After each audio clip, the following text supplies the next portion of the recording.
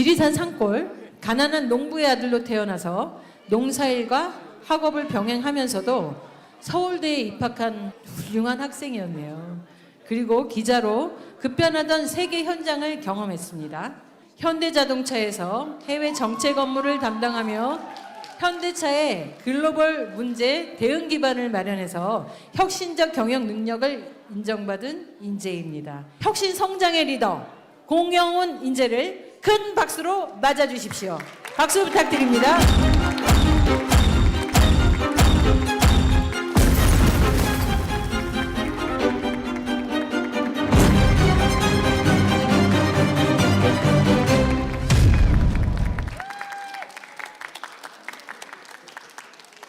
안녕하세요 여러분. 4월 10일 총선까지 딱 40일 남았습니다. 알고 계시죠 여러분? 네! 신발끈 다시 동여맬 준비 되셨습니까? 네! 저는 오늘 앞으로 40일 동안 주변의 친구들, 이웃들에게 말씀 나눌 때 하실 수 있는 말씀의 키워드 몇 가지 제가 생각한 거 전해드리도록 하겠습니다.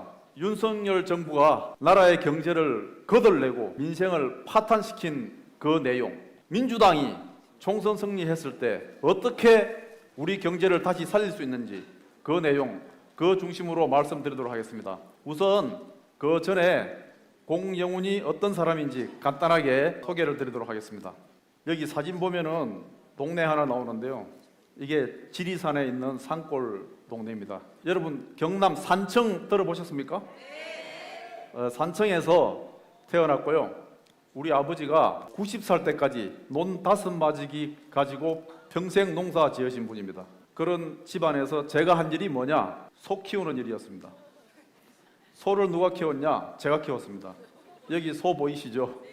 제가 6살 때부터 집에서 소 키우기 담당으로 매일 소를 몰고 나가서 풀어서 먹이고 해질 때 데리고 들어와서 다시 묻고 그 다음에 풀 베서 갖다 주고 제가 민주당에서 앞으로 소 키우는 일을 해보겠습니다. 중학교 때 지리산 산골에서 중학교까지 졸업을 하고 고등학교를 인근 진주에 진학을 했습니다. 도시 구경 그때 처음 해봤습니다. 자장면 그때 처음 먹어봤습니다. 고등학교 때 저희는 토요일도 그 오전 수업이 있었거든요. 오전 수업 마치고 시외버스 타고 산청 산골로 가서 농사 일을 돕고 일요일 날 오후에 쌀포대 하나 짊어지고 진주로 와서 또 공부하고 그렇게 살았습니다. 저하고 연식이 비슷한 분들이 좀 있으신 것 같은데 그때는 다 이렇게 어렵게 살았죠. 이제 대학은 이제 서울대 경영학과를 합격을 해서 졸업한 뒤에 취직을 해야겠는데 어떤 직업을 가질까 고민을 했는데요. 이게 베를린 장벽 붕괴되는 사진입니다. 제가 졸업해서 취직을 고민할 때 세상이 너무 빨리 급변해서 세계를 좀 폭넓게 볼 수 있는 직업을 가지고 싶다. 신문사 기자 시험을 봐서 신문사에 들어갔습니다. 그래서 15년 동안 근무를 했습니다. 신문사 다니는 동안에 미국에 제가 공부하러 잠깐 나갔는데 현대차에서 스카우트 제의가 와서 2005년부터 현대차에 근무를 했습니다. 2005년부터 18년간 임원으로서 생활했습니다. 제가 현대차 18년 동안 근무하는 동안에 현대차는 국내 작은 회사에서 글로벌 5위 기업으로 또 글로벌 3위 기업으로 성장을 했고요. 전기차 등 친환경 미래차 분야에서는 선두권을 형성할 정도로 발전했습니다. 혁신을 거듭한 회사로 발전한 그 여정을 함께 했습니다. 그 기간 동안에 여기 보시면은 우리 이재명 대표님이 경기도지사 할 때 같이 업무 협약도 하고 지금 분당에 출마한 이광재 국회 사무총장하고 국회 내에 자율주행 버스를 운행하기 위한 협약도 체결하고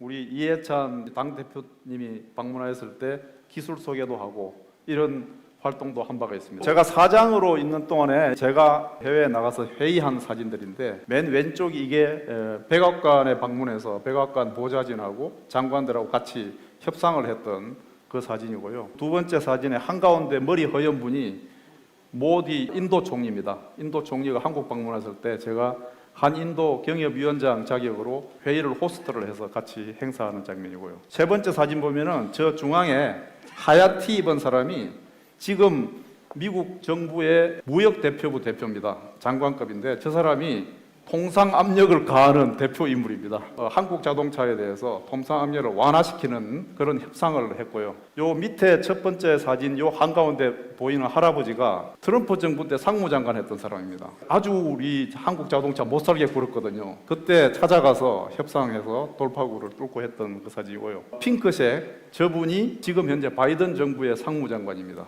같이 협상하고 사진 찍은 사진이고, 맨 오른쪽 저 가운데 저분이 요새 텔레비전에 자주 나오시죠. 바이든 백악관의 국가안보보좌관입니다. 이런 분들하고 해서 그 미국 정부가 이제 자국 중심주의로 해서 한국의 통상 압력을 강하게 가해서 우리의 수출길을 막으려고 하는 거, 그 돌파구를 뚫기 위해서 다니고 했던 겁니다. 한마디로 얘기해서 강대국의 통상 위협들, 지정학 위기, 공급망 재편, 이런 부분에 대해서 현장에 가서 그들과 협상하고 협의한 그런 경험을 가지고 있습니다. 제가 민주당에 입당을 하게 된 것, 그럼 민주당이 저를 영입한 것도 앞으로 경제 부분에서 돌파구를 뚫고 글로벌 전략 정책을 수립하는데 일조를 해달라, 이런 뜻으로 이해를 하고 있습니다.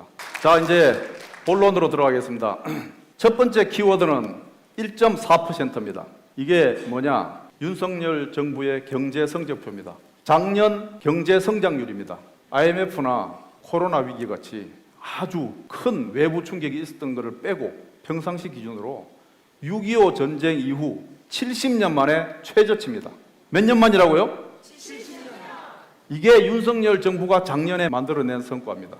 1.4라는 수치 안에 우리 직장인들, 서민들 눈물이 같이 녹아있는 수치입니다. 직장인들 임금 인상률 확 떨어지고 성과급 떨어지고 자영업자 너무 힘들고 이런 수치들이 다 녹은 이 숫자입니다.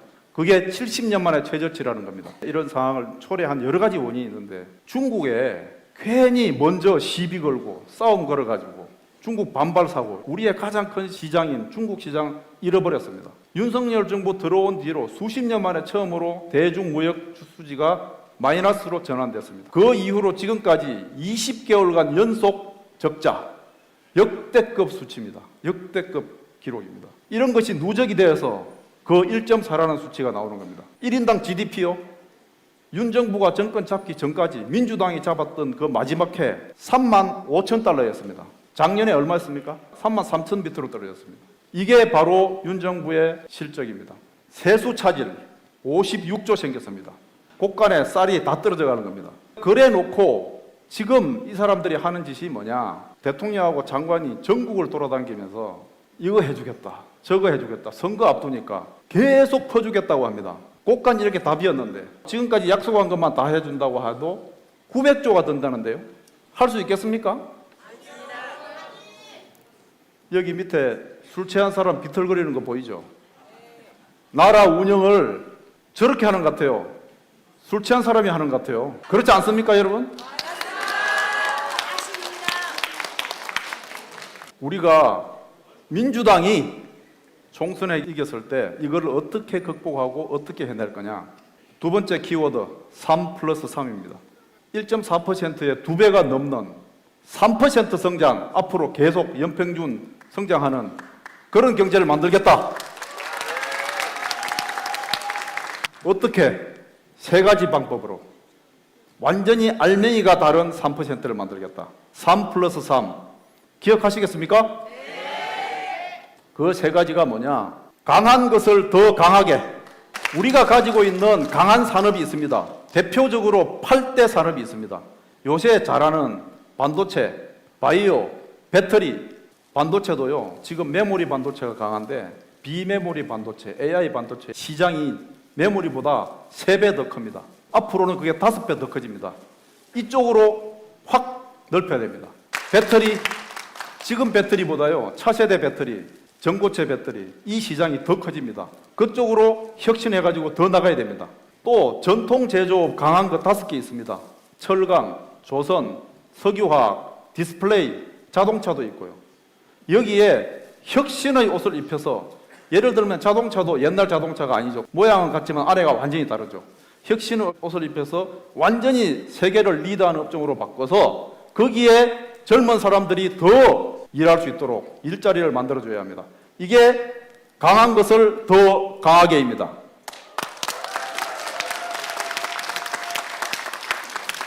그 다음에 중소기업, 일자리 정말 많이 차지하는 중소기업에 혁신의 옷을 입혀서 우리 젊은이들이 일하고 싶은 곳, 가치 있는 일을 더 하고 수 있는 곳, 이런 쪽으로 만드는 게 두 번째입니다. 세 번째는 무에서 유를 만든다. 지금 전 세계에는 듣지도 보지도 못했던 신기술이 매일 나타나가지고 우리의 삶을 하루아침에 바꿔놓는 일이 매일 벌어지고 있습니다. 호주 연구소에 따르면 이런 기술이 지금 진행 중인, 완전히 게임을 바꿀 수 있는 신기술이 60개라고 합니다. 우리가 10개, 15개라도 승산이 있는 거에 집중을 해서 돌파구를 만들어서 미래 산업을 만들어내고 신산업을 육성을 해서 청년들에게 일자리 만들어주고 기회를 열어줘야 됩니다. 이게 세 번째입니다. 이 세 가지를 합쳐서 알맹이를 새롭게 가득 채워서 3% 성장하는 것, 이게 민주당이 추구하는 3%입니다.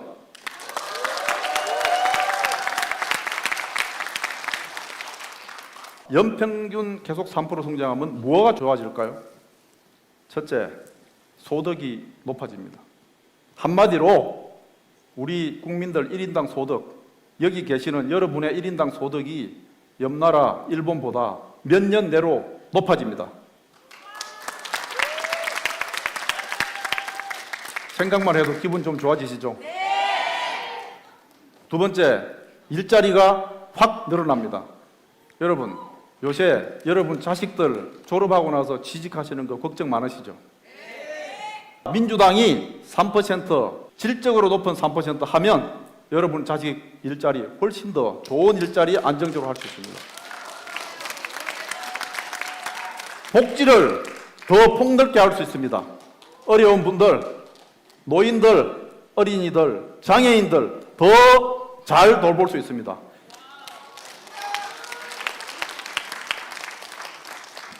자, 여러분, 4월 10일 3%, 1.4% 정부, 어디를 선택하겠습니까?